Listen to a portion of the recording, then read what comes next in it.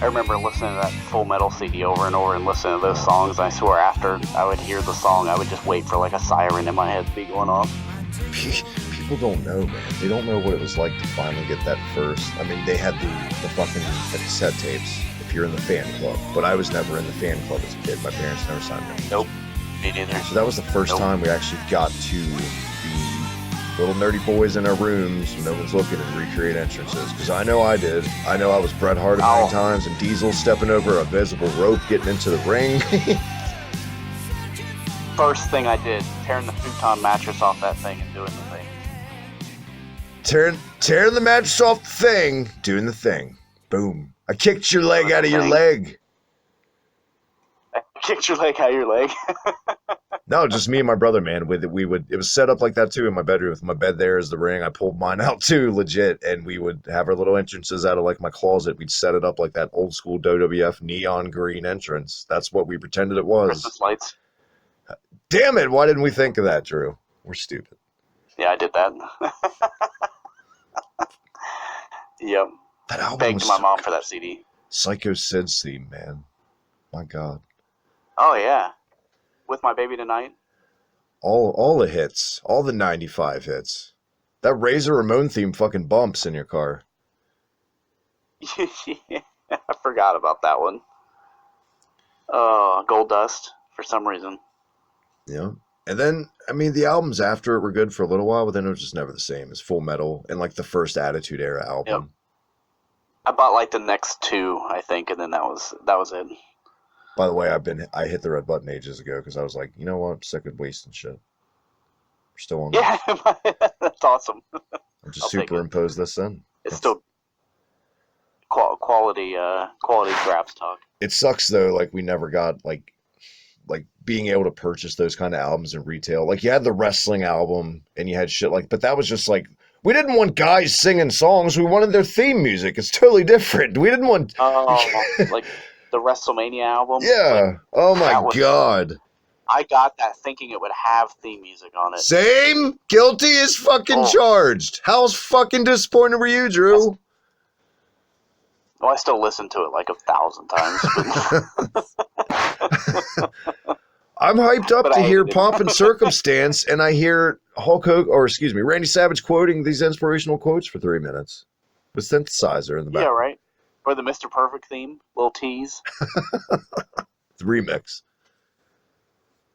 The best was Brett's. Yeah. The Brett trying to rap / sing / promo was amazing. Didn't Tatanka have a song?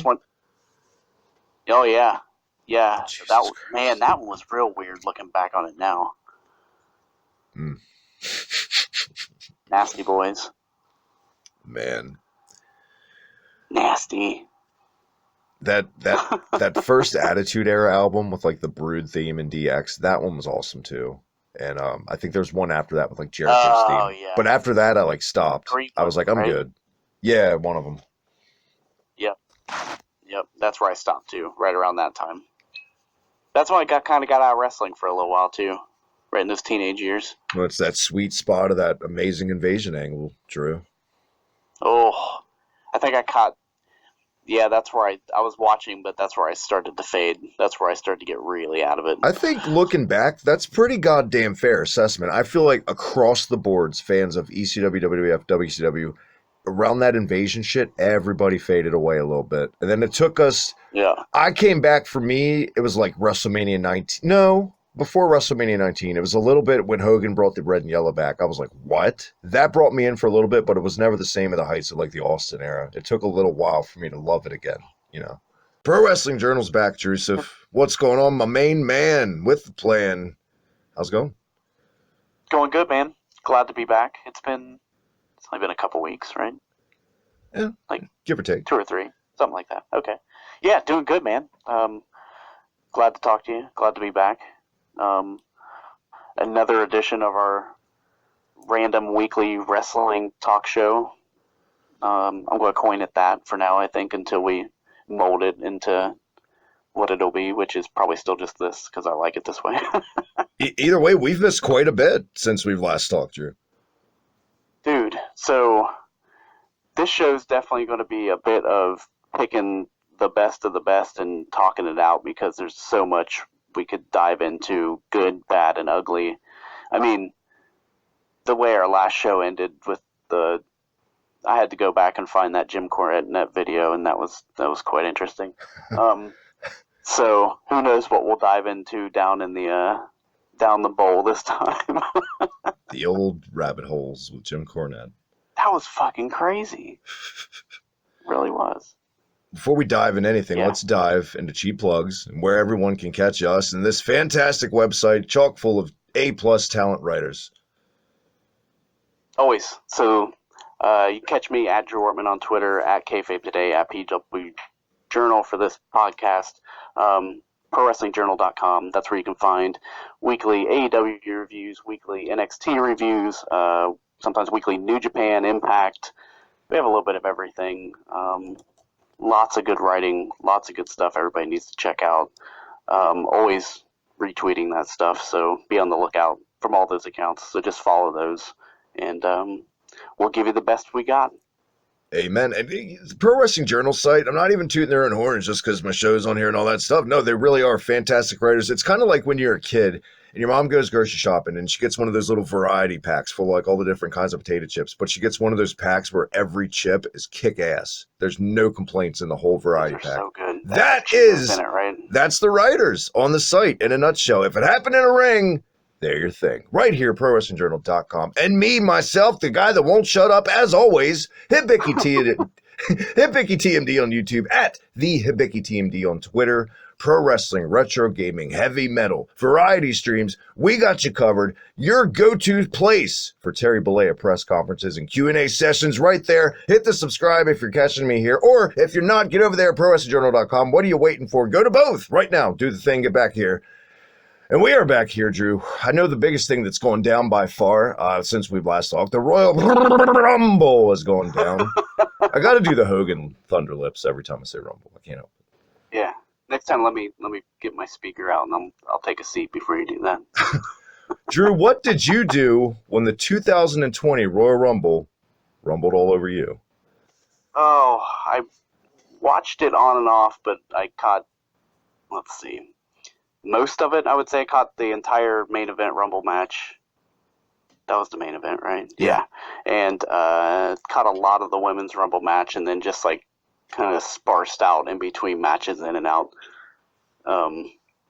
Overall, I don't know. I was into it a bit, but wasn't my favorite Royal Rumble ever by any means. I feel like the men's Rumble is the best one they've done in years, hands down. I feel like this one, I mean, maybe it had a flaw here or there, but I've gone back and watched it twice, and I haven't done that for a modern Rumble in God knows how many years. It was a pretty much perfectly booked Rumble for me. Sans, a couple guys looking like pieces of shit in there with Brock, get eliminated in 2 seconds, who should be a bigger deal, but I can get over that.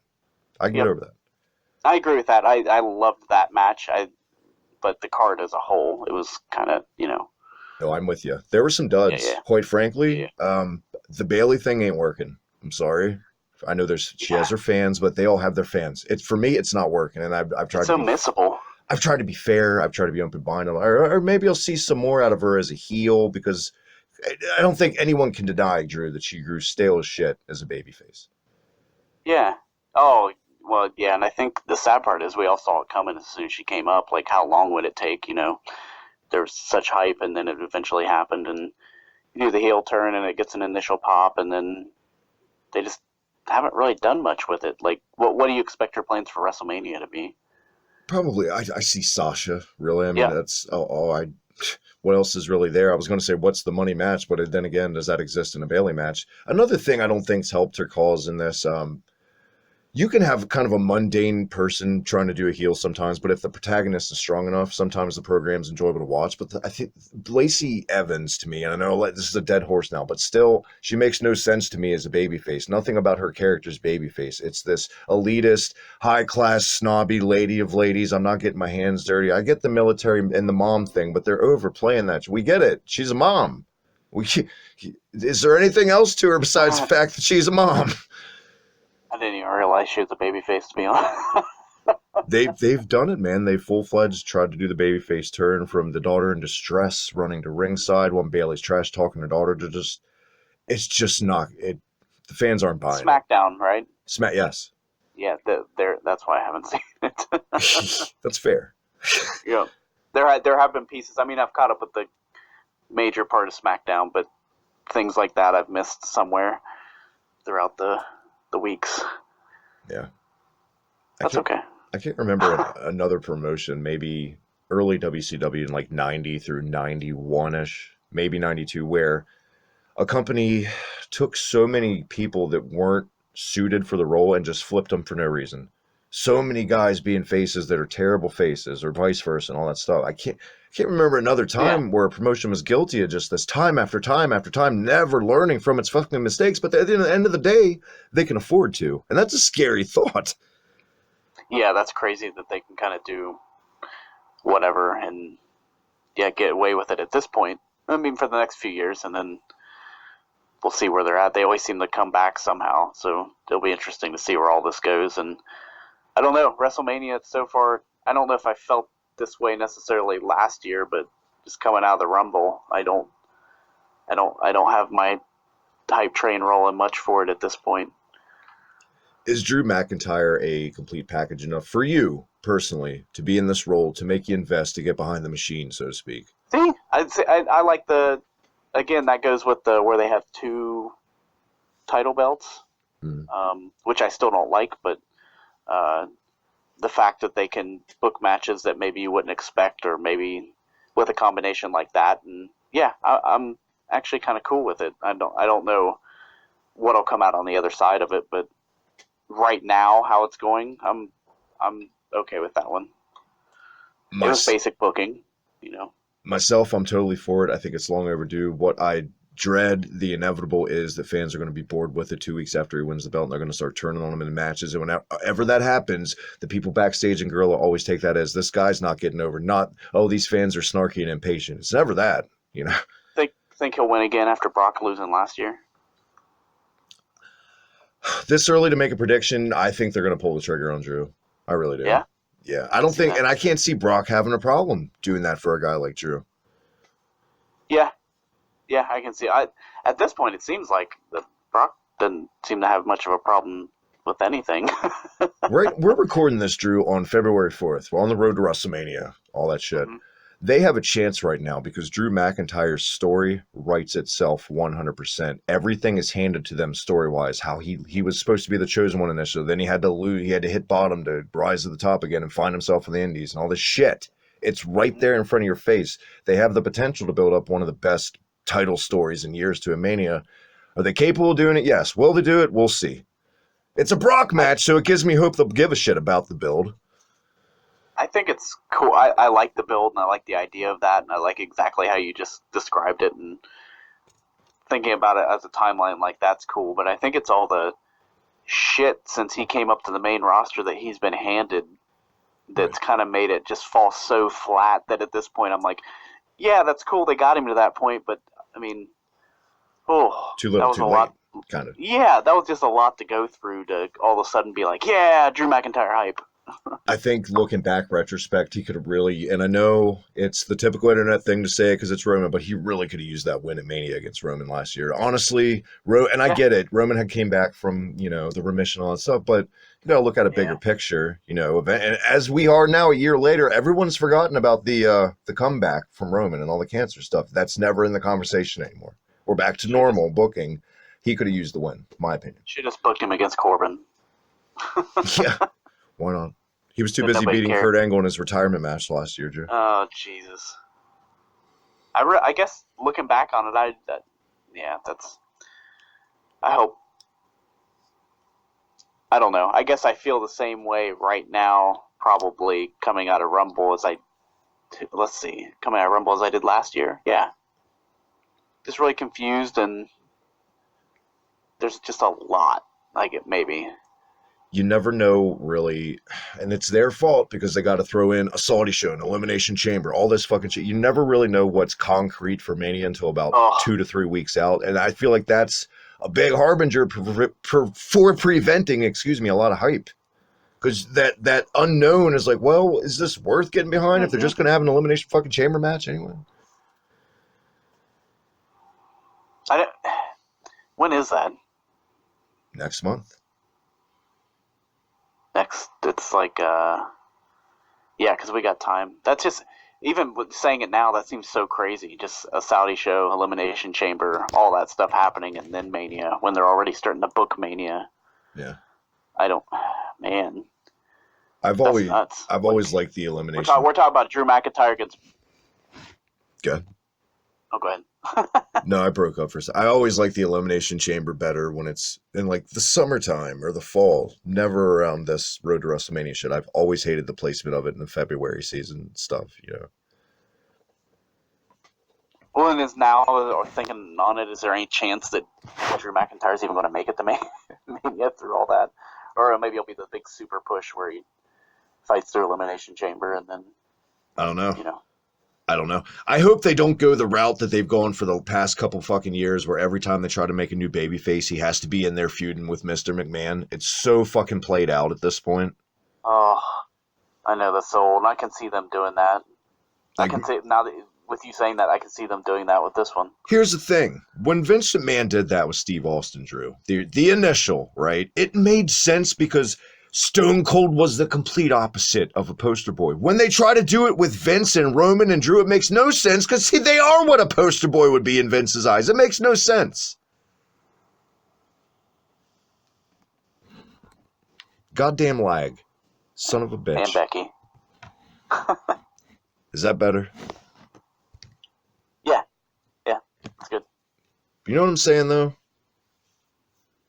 Yeah, and Becky Lynch. and Becky. But yeah, I thought the Rumble, I was like you, I peeked in a lot. There was a lot of stuff I tuned out on, but for the most part, I enjoyed what I saw. I totally give this year's Rumble pay-per-view a pass. I'd recommend it. Yeah, I would say since I watched the majority of it, I can say it was better than a lot that I've seen in the past little bit. So the main Rumble match did do a lot for me, so that was cool. So a pass, yeah, maybe, but it was close. Drew, what do you think about old Tuna Meltzer's at it again, man? What do you think about this tweet he put out today? Pretty much, it's been a shitstorm for old Dave today. He put out pretty much a couple tweets saying that Kenny Omega is by far superior to Ric Flair, ever was, saying how Kenny Omega sold out the New Japan Cow Palace show. He sold out the Double or Nothing show, and he sold out All Out based on the name Kenny Omega.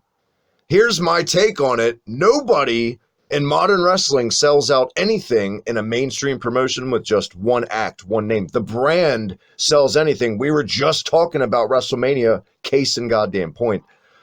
I like Dave Meltzer more times than not. He's very knowledgeable. He knows what he's talking about. But in the past 2 years, man, the bias is out of control.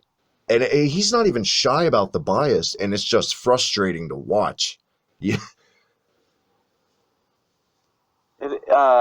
Yeah, it is kind of crazy. I'm like looking back. I missed all that, so I'm looking back on it now. Jericho, oh man, that's just like that's a lot. Yeah. Talk about blowing up your Twitter feed. I don't get his logic. I get it. Kenny Omega has the potential to be a megastar, but he's not there yet in America for me. He's got that cult following. It's pretty goddamn. It's close. I mean, if he debuted in WWE tomorrow, he'd get a good reaction. People know who he is. But is he a guy that's going to sell out arenas? Jesus Christ, is Steve Austin even that guy anymore? Maybe if he came back. Brock isn't even that guy. Brock Lesnar doesn't sell out buildings just on the name Brock Lesnar. Oh, jeez. Yeah, no doubt. I agree with that.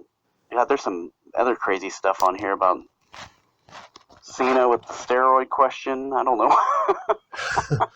It looks like he went on a little bit of a spree, like answering some crazy shit on there. He always does. Whoa. Did you see Naomi calling out Alvarez the other day?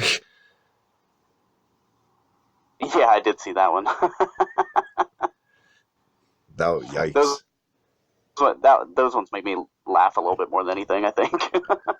It's funny on both sides because not the statement, but the Twitter beef. Yeah, it's funny on both sides because for one on to the watch from this perspective, I guess. on the Alvarez side, it's like of all the flaws in the women's rumble, that's what they pointed out and kind of shit on the most. But at the other end of it, it's like, well, Naomi, if your skin's that thin, I mean, Jesus Christ, should you reevaluate your career? Maybe do you always have to call out? If they're so unknown or whatever, then why are you giving a shit and responding to it? Yeah. Well, yeah, and the fact that it's like, I don't know. You have to, whether people are responding to the fact that it's what's happening in the wrestling zone arena of the whole thing, or if they're talking directly about you. Like, this is a theatrical fake thing we're watching. I feel like it's one thing for me to go off. And enjoying. It's one thing for me to go off on some asshole on Twitter if he wants to be a dick to me, right? Because it's me. Mm-hmm. But I'm not a public goddamn figure in a publicly traded company. You got to have a sort of professionalism, I feel like. There's got to be a line. You don't always take the bait every fucking time.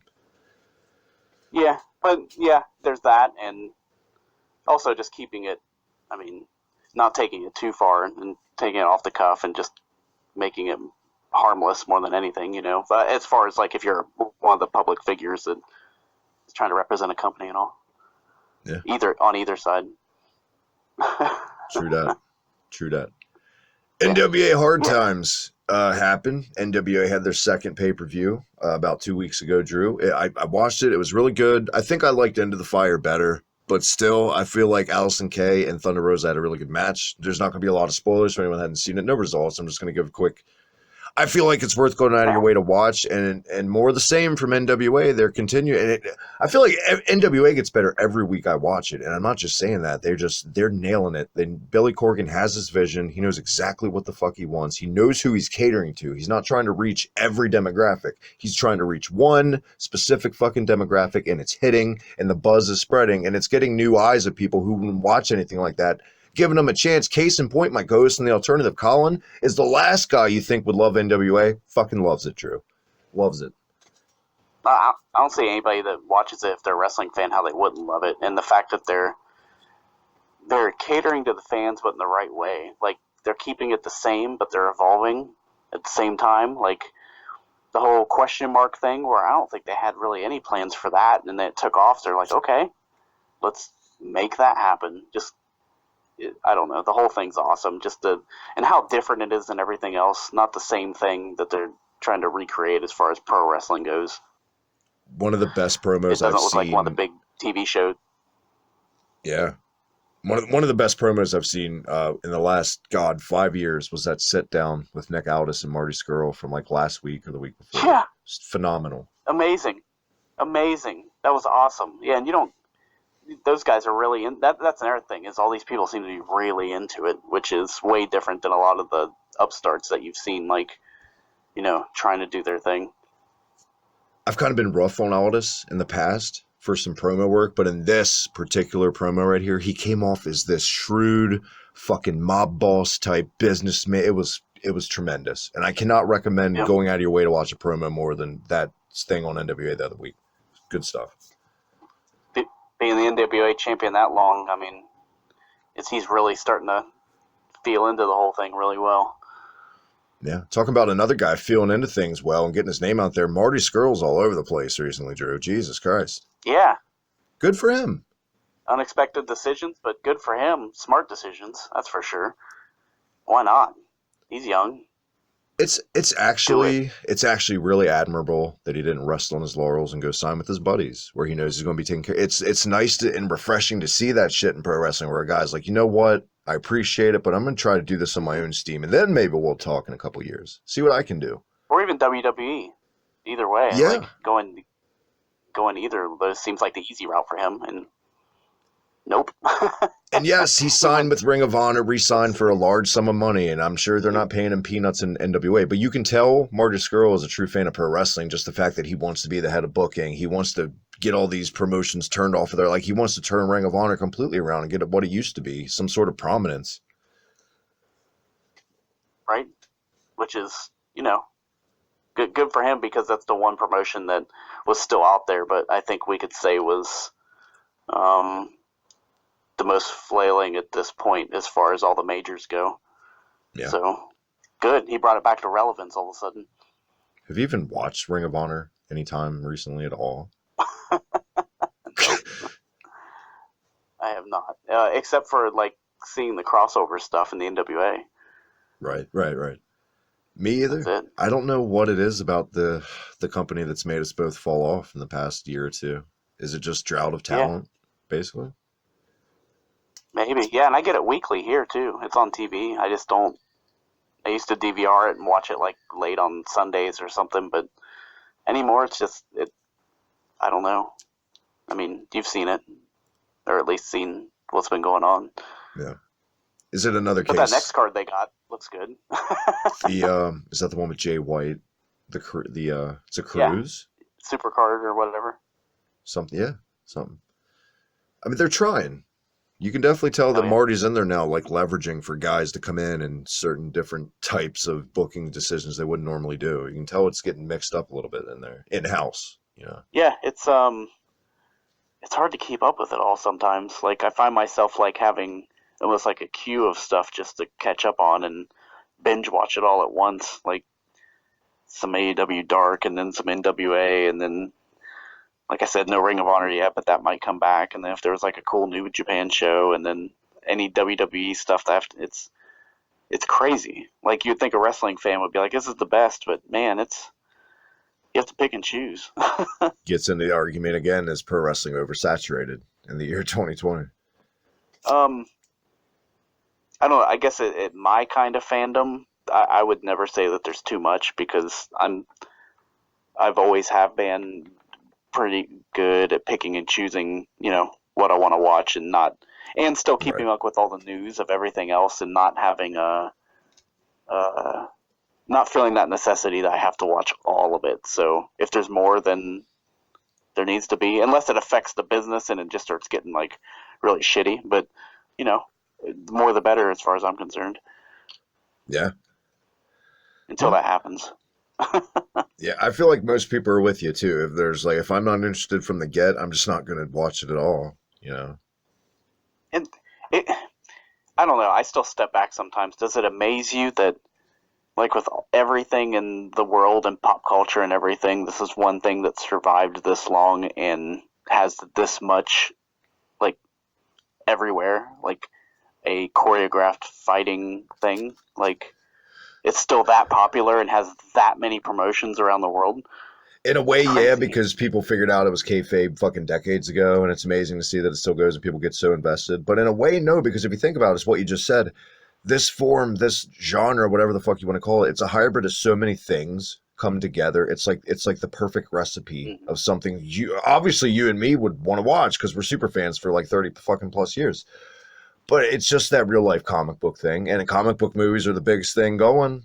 You know, That's a good point. Yeah, go with what works, and really, I when mean, there, it just combines, it brings the jocks and the nerds together. It combines athletics and theater and music and just even now you got guys in there like TJP with their video game references and shit. It's all these worlds coming together in this melting pot known as pro wrestling.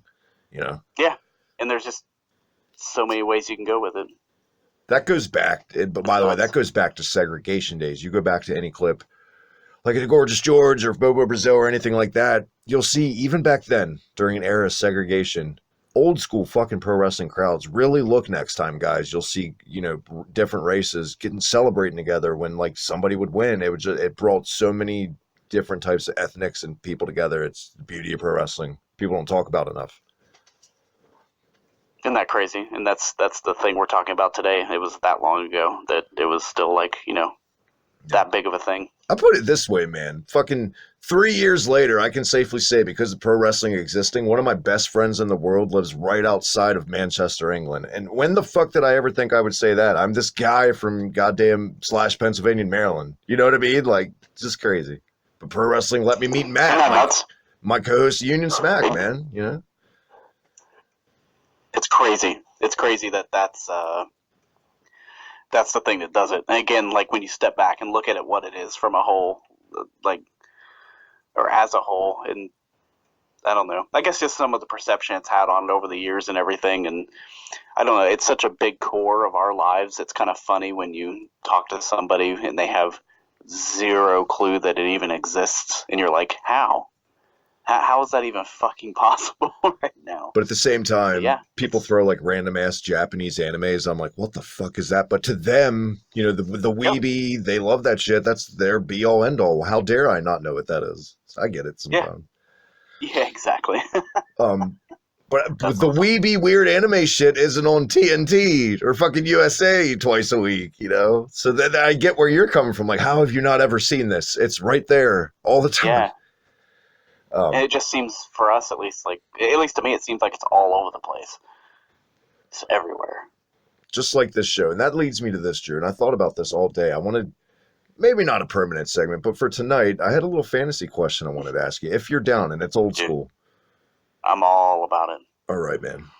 Yesterday, or the day before, one of the two, whenever you're listening to this, was the birthday of Kerry Von Erich, who passed away in 1993. Drew, my question to you is, had that not happened, unfortunately, Kerry taking his own life in 93, if he would have lived on through now, still going, where do you think, and what would have panned out, what would have happened to the life and times of Kerry Von Erich?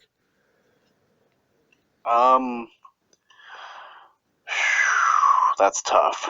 93. Not long after. I'm trying to think back of the whole death era. We were kids, so the death era. God, that's depressing. The death era. Thinking that about the whole. I mean, this is kind of. I don't know, WCW. I guess the thing. Sadly, I'm thinking about the foot thing. The motorcycle accident. For those not aware, still wrestled. Yeah, he had half a foot. Oh, he lost his whole foot, right? I'm thinking of Raven, where he had half a foot and he had like an elevated boot. It was weird. Right. So I guess there will be a. Okay. I would assume that he would. I guess hang in WWE.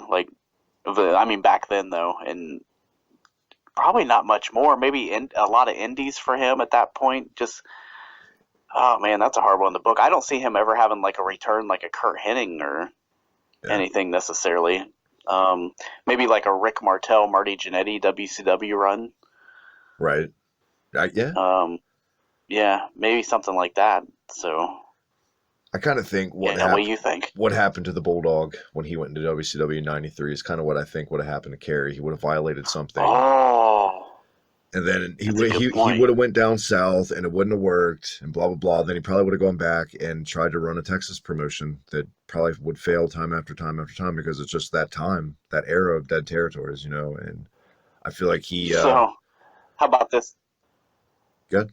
How about if we get detailed with it, and how would it have changed the course of anything, or would it have done anything different if... Instead of the Shockmaster coming out of that wall, it was the Texas Tornado. Oh, my God. Oh, Jesus. I don't think it would have changed anything. Not falling, by the way. Not falling. Not falling? Not falling. So him just, like, bursting through the wall, just being like, I'm here. I'm Kerry Von Erich. I'm Kerry Von Erich, yeah. Or right? Maybe he, like, loses a boot, and everybody's like, oh! Is Ole Anderson still doing, like, dubs over his voice? Maybe he's just going. Man, his theme music. You know, when tornado sounds. His theme music used to get me pumped up as a kid when I'd hear that tornado come because it was like a slow burn. Oh yeah, and then that music was good too. People laugh at us, right? I loved the Texas Tornado as a kid. He was one of my guys. Oh, me too. Me too. When I was a really little kid, I was like, "Is that Ultimate Warrior?" But then I was never one of those things. But then, I thought he was great. When he was Intercontinental Champion, I thought that was cool. That one Survivor Series. He looked good as Intercontinental Champion. That one Survivor Series when it was like all the Warriors, like him, the LOD, and Warrior, like that blew my mind as a kid to see that team assembled. Wasn't that was against my favorite Survivor Series team, and that was Mr. Perfect and all three Demolition. Kurt Hennig's S&M party. That was awesome. Yeah. That's amazing. Looking back, cocaine at that one. And look, I'm one of those guys. Like I prefer Demolition over the LOD, right? So looking back, Yep. Do you ever think why, when you see these guys in these weird S&M sex bondage outfits, why we like them more? I know that I'm not exactly cheering my head off if anybody else is in the room, like waiting to go, like, look at this. But I guess on the other hand, I don't exactly like. That would be one thing you would assume that somebody would walk in the room that doesn't know wrestling, and you'd be like covering up the TV, like, I'm not watching that. But it's so normal to me at this point that I don't see it. I just don't see it. Like I see just demolition. I don't see the weird big guys in underwear and bondage gear, which is what they are. Story time. One time in science class, and this is like eighth or ninth grade, and I'm talking like late 90s, early 2000s, not the late 80s. Jesus Christ. We were watching this tape, this outdated, and you remember those outdated fucking 80s tapes you'd watch in school, right? It was one of those, and it was talking about something like friction or something. I'll never forget. All of a sudden, it showed a clip from Maybe a like slideshow. Yeah, and during it showed a random clip of a wrestling match, and it was the Twin Towers, and it was Hakeem doing a big splash on a guy. I swear to fucking Christ. And I don't know if anyone listening knows this educational tape that exists, but I need it. Wow. But I remember that, and this was like during the Attitude Era, right? And I was like, yeah, fuck it. But I remember being so embarrassed for just that moment. Just all my classmates, and there's Hakeem, the fucking African Dream, dancing in science class. See, that would be another one, like, I'd be thinking to myself, like, you know, not thinking it's wrong to be yelling out, hey, that's the African Dream, you know? Yeah. But, that makes me think, yeah, in, like, junior high, I can remember my, like, one friend that watched wrestling trying to talk to me about it, and I was like, dude, shut the fuck up. I'm not talking to you about wrestling here. Like, fuck that. It wasn't, even during like the heights of the Attitude Era, my friends, it wasn't socially acceptable to wear a wrestling shirt. Like, you'd get made fun of. And I don't know why, Yeah. for as popular as it was in mainstream. I still don't know why you would still get made fun of, but you did. Yep. Not until, you know, until the Attitude Era and everything changed all of a sudden. Well, I mean, even in the Attitude Era, I feel Yeah. like even wearing a wrestling shirt, like sometimes you could get away with an Austin or an NWO shirt, but if you're wearing That's like about it. fucking D'Lo Brown shirt, you're made fun of. That's awesome. I wish I had one. Oh, Yeah. looks like a chest protector. Did they make Like a the D'Lo tuxedo Brown? shirts. Oh my like God, that's if that doesn't exist, some High Spots needs it, or somebody needs a wrestling tees. We gotta know now. You gotta know. Yeah, that's gotta be. Well, a lot of people give AEW shit for the Adam Page thing because they say, well, it's not original and stuff like that. I mean, they're not rehashing anything. It's just everything. First of all, in pro wrestling has been redone time over. I feel like any kind of storyline's kind of been done somewhere else in any other era, in any other decade. It's kind of hard to have a totally original idea in pro wrestling. Steve Austin didn't hand his beer and then do that little flip clothesline. I mean, it's just doing a different route of it. He's not going out there being the anti-hero and fuck the establishment. He's just being Adam Page with a drinking problem. Yep. I mean, and it's over, and it's so over. Yeah. And I get the frustration of people, and I get that frustration too, where certain AEW fans are like, praise everything, and they accept no flaws to their program. And we all know those cringe fests on Twitter. But if you just look at it, God forbid, it's a fucking pro wrestling show, Adam Page is fine, and I'm enjoying it. And it's entertaining the shit out of me. The kid's knocking out of the park with it. Yeah, I love it. And the fact that they put the titles on them, I think it's even more intriguing for the storyline. There's just so much going on with that. It's, you know, they're doing a good job with it.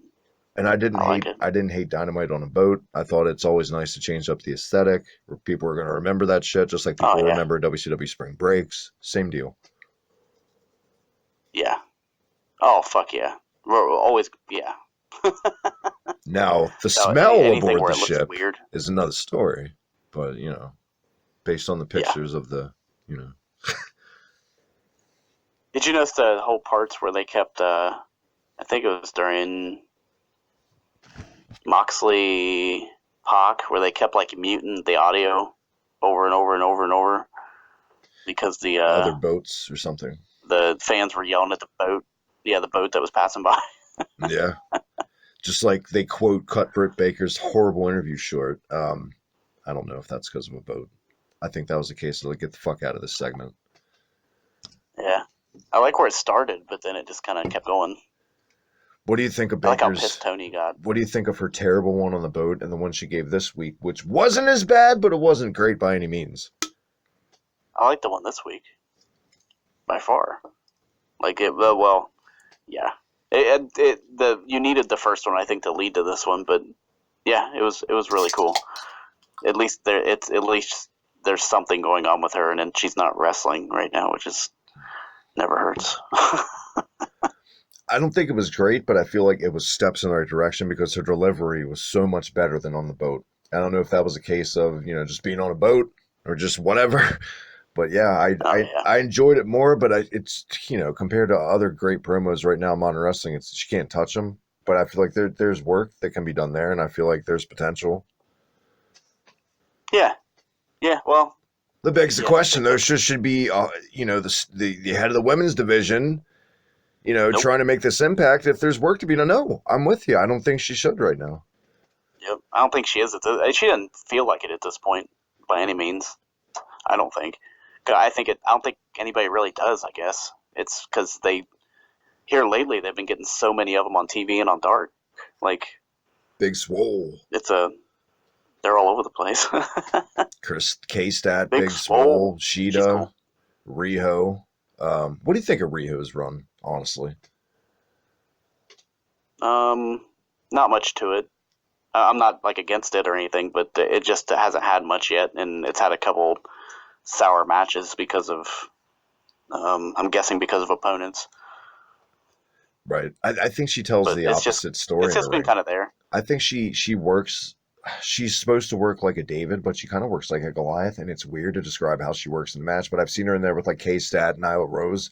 She doesn't look like she should be. She doesn't look like she's struggling and overcoming. She looks like she's dominant, and I mean, perception's reality. It looks weird, and it's hard to take sometimes when it's so much of it. With this person's size of Riho against Chris Statlander, for Christ's sake, who's bigger than me.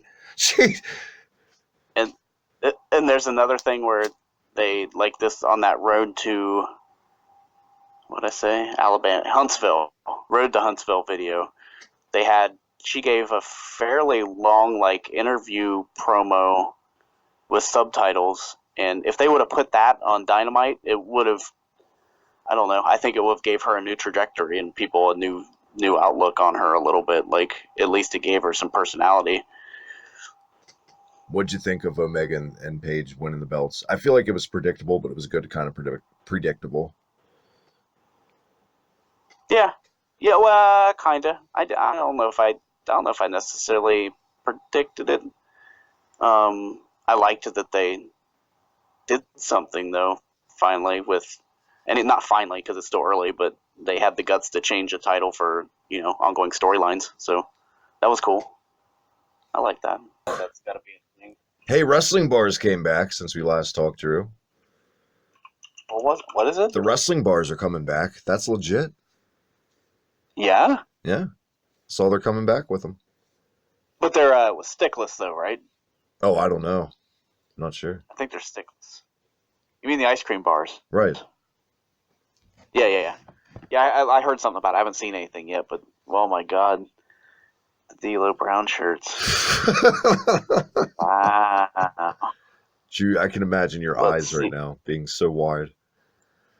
Let's see what the best one we got. Okay, so they have the one that just makes it look like you're wearing his nation gear. That's it. No name, nothing. It just looks like you're wearing some African gear shirt. That's pretty odd. No chest protector though. That's got to be a thing. Is that with chest protector or without, Drew? That's without. Definitely without. You actually got to see this thing because, okay, this is what I'm talking. Oh, come on, give me an image. What we were talking about kind of in school and the whole mainstream thing and let me get rid of this. And what would be, how weird would people think wrestling is on just the casual, And what if there you go. What if you come walking down the street wearing this thing? Oh God! Somebody gonna be like, "Oh, hey, check out that wrestling T-shirt." I wouldn't know what to make of that. Yeah. How's that a wrestling t-shirt? Yeah, right. For anyone not in the know, it's literally just Oh. a shape of a V on a plain black shirt, and it's like an African flag thing, and that's it. There's no lettering, nothing. Nothing that would indicate this means pro wrestling. But it's still better than the Nia Jax I'm not like most girls shirt, in my opinion. It reminds me of something like, I don't know, it reminds me of the movie Coming to America. Yeah. That's the first thing I think of. Let your soul glow and wear this shirt. Soul Glow. My oh my. Have you watched Glow, that show, at all? I watched season 1. Yeah, good? It's alright. I liked it. I didn't hate it. It was alright. Huh. That's cool. I've been thinking about checking it out. Maybe we'll talk about that in the future if I ever do. Yeah. We should definitely. So you're going to check it out. I'm glad you guys checked us out this week. Pro Wrestling Journal podcast, Drew. I think before we shit the bed with tech issues again, it's in the books this week again, my friend. Thank you for joining me. Yeah. This is always fun. This is always just talking. I like talking wrestling in a random way, so this is the perfect setup for it. And as always, if you want to talk wrestling, at Drew Ortman on Twitter, at kayfabe today, at PW Journal, ProWrestlingJournal.com. If you want to write wrestling, if you want to talk about wrestling, get a hold of us. We'll help you out. Bada bing, bada boom. There's the offer in the room from Drew Ortman right there. Thank you again, my man. Me, as always, on Twitter, at the Hibiki TMD. How you doing? Hey, I'll talk wrestling all day as long as you're not a dick. On Twitter, at the Hibiki TMD. On YouTube, Hibiki TMD. Hit that red button right down below. All the best retro gaming and pro wrestling goodness. Again, ProWrestlingJournal.com. Thank you for having us. Tip of the hat. All the most fantastic pro wrestling writers right here assembled under one banner. If it happened in a ring, they're your thing. We will catch you next time. Pro Wrestling Journal Podcast.